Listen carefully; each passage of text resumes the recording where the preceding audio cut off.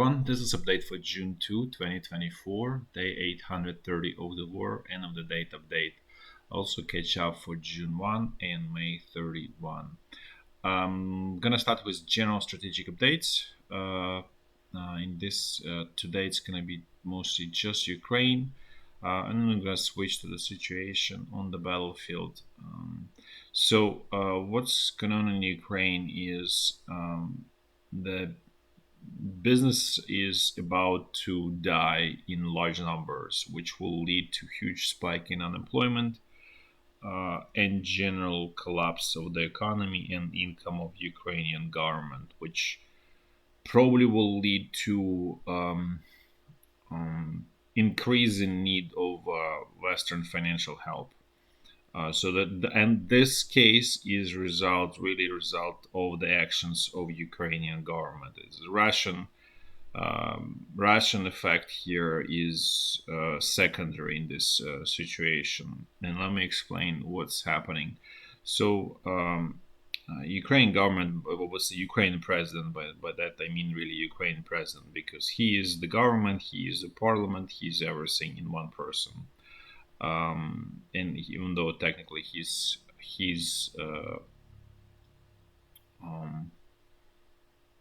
term has expired, but the situation is the following: there's uncontrollable and corrupt system of mobilization, and I showed you a while ago, probably months or so ago, where Minister of the Economy was protecting essentially gambling industry companies that engaged in gambling from their employees being mobilized. So what's really happening then? That military goes after low-hanging fruit, and that low-hanging fruit is actually productive part of the economy. They sort of less corrupt. They don't have money for corruption because it's not extremely high revenues, and they cannot basically pay bribes. So as a result, military is just mobilizing people from, as I said, from all sort of manufacturing and productive enterprises. And in this case, I just want to bring even the public transportation. So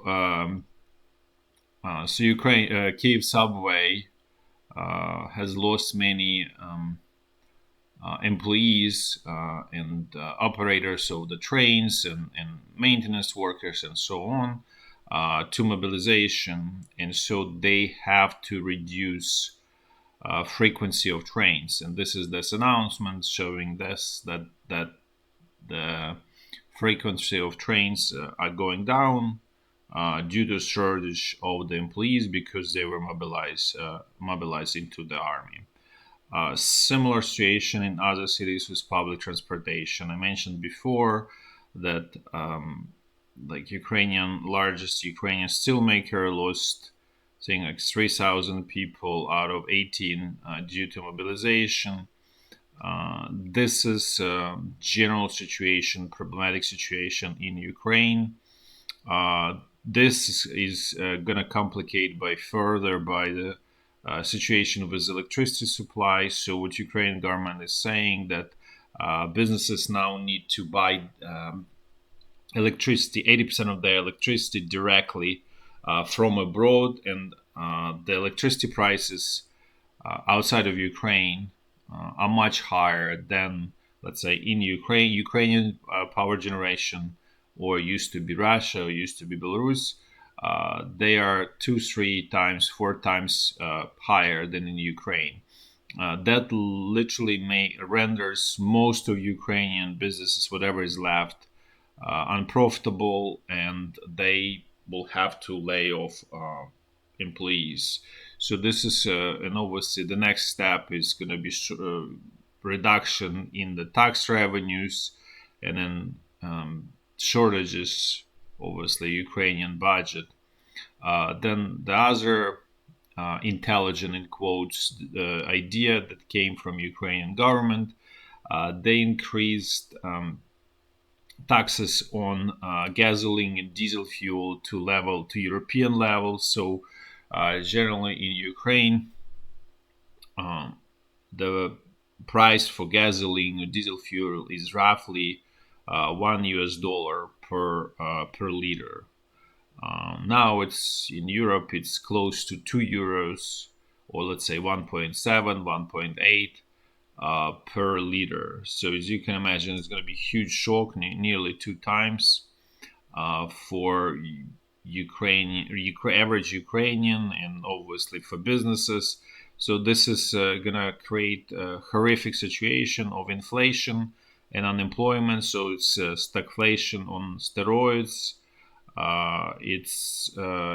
It will lead to disaster situation, and so this is all mostly actions of Ukrainian government, and as I stated before, there's no more dangerous institution to Ukraine, to survival of Ukraine, than Ukrainian president and the group that sort of essentially runs Ukraine, and he is at the helm of that group.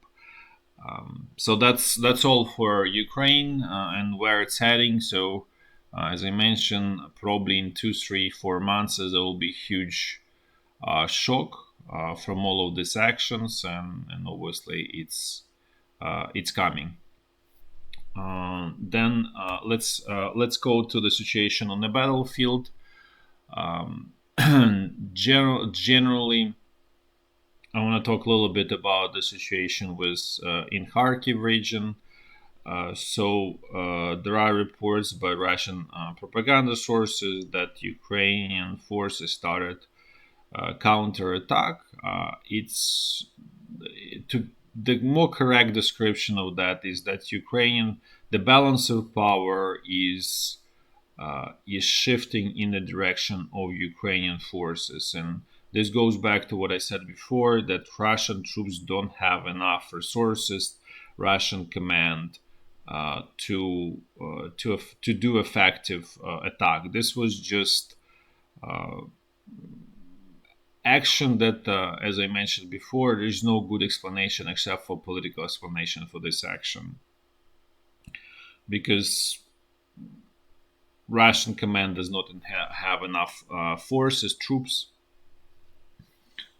to successfully exploit what their initial success, which at this point it bogged down, and essentially there are rumors that Russian command is considering withdrawing from this newly captured Ukrainian territories. We'll see if that's true or not. But it's clear that where it stands for right now for Russia, there is no essential benefit there, because this so-called buffer zone doesn't really help with anything for Russia. In particular, because there was a stated objective, we want to protect Belgorod, and obviously doesn't protect this extra 2, 3, 4 kilometers, 5 kilometers at best. They don't really protect anything, because Ukrainian troops could attack from outside of this buffer, and it eats a significant amount of resources from the Russian side.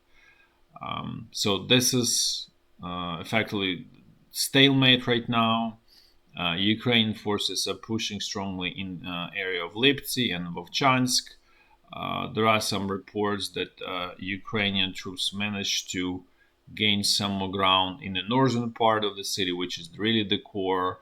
There is no clear indication where the front line is. Ukrainian command claiming that now they controlling up to 70% of the town.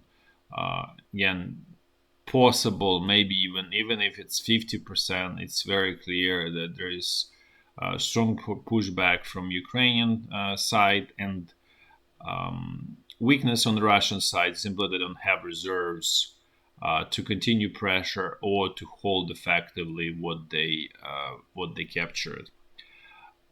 Now let's move to the situation on the North Luhansk front line. Things here are more or less the same. Russian pressure towards Kupiansk, some progress, slowly but surely, Russian troops capturing territories. Nothing really big right now to report, but uh, it's clearly development not in Ukrainian favor. And then there is never-ending pressure in this Serebransky forest here. In this case, Ukrainian troops are holding off better than up there north. Now let's look at the situation on the North Donbass front line.